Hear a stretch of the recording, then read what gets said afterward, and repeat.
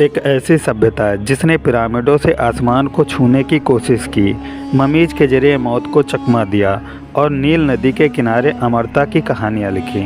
लेकिन मिस्र की इस प्राचीन सभ्यता में कुछ ऐसा छिपा है जिसे आज तक कोई समझ नहीं पाया। क्या आप जानते हैं पिरामिडों के अंदर बने रहस्यमय रास्ते कहाँ ले जाते हैं, या फिर ममीज के साथ दफन की गई वस्तुएं किस बात का संकेत देती हैं? आज हम मिस्र की इस अनोखी दुनिया में कदम रखेंगे जहां हर सवाल के साथ एक रहस्य जुड़ा है। मिस्र की कहानी शुरू होती है नील नदी से। इस नदी को सिर्फ नदी कहना गलत होगा, क्योंकि इसके बिना ये सभ्यता कभी जन्म ही नहीं ले पाती। हर साल नील नदी में आने वाली बाढ़ ने इस जगह को इतना उपजाऊ बना दिया कि मिस्र के लोग इसे जीवनदायिनी देवी भी कहने लगे। लेकिन क्या आप जानते हैं, नील नदी के किनारे मिलने वाले कुछ प्राचीन नक्शे और उपकरण इतने उन्नत थे कि वैज्ञानिक भी आज सोच में पड़े हैं। क्या ये वाकई 5000 साल पुराने हैं? कैसे ये नदी सिर्फ पानी की धारा से बढ़कर मिस्र वासियों की संस्कृति और धर्म का हिस्सा बनी?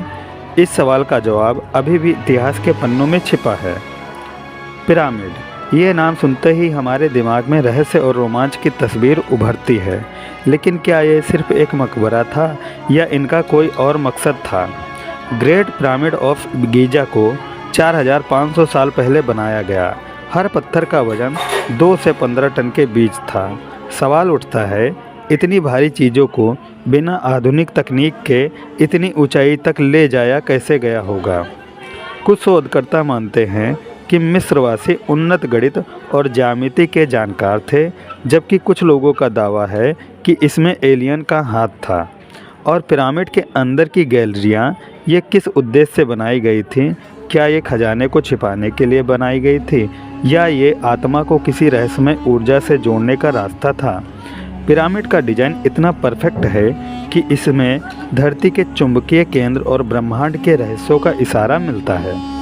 क्या ये सिर्फ इत्तेफाक था, या प्राचीन मिस्र के लोग हमारी कल्पना से कहीं ज़्यादा उन्नत थे? अब बात करते हैं ममीज की। ममी बनाने की प्रक्रिया जितनी जटिल थी, उससे जुड़े किस्से उतने ही डरावने। मिस्रवासी मानते थे कि अगर शरीर को सुरक्षित रखा जाए तो आत्मा दोबारा लौटकर आ सकती है। इसी सोच ने ममीज बनाने की प्रक्रिया को जन्म दिया। लेकिन कई ममीज के साथ मिले शिलालेखों में चेतावनी लिखी हुई थी, जो इस मकबरे को खोलेगा उसे अभिशाप का सामना करना पड़ेगा। क्या ये सिर्फ डराने के लिए था, या इनमें कोई सच्चाई थी? 1922 में जब किंग टूट का मकबरा खोला गया तो कई शोधकर्ता और मजदूरों की रहस्यमय परिस्थितियों में मौत हो गई। इसे फराओ का श्राप कहा गया। आज भी वैज्ञानिक इस घटना का कारण नहीं समझ पाए। क्या ये वाकई श्राप था या कुछ और? अब बात उन रहस्यों की जिनका जवाब आज तक कोई ढूंढ नहीं पाया। पिरामिड के अंदर मिलने वाले हायरोग्लिफिक्स या प्राचीन मिस्र की भाषा में कुछ ऐसे संकेत हैं जो पूरी तरह से समझे नहीं जा सके।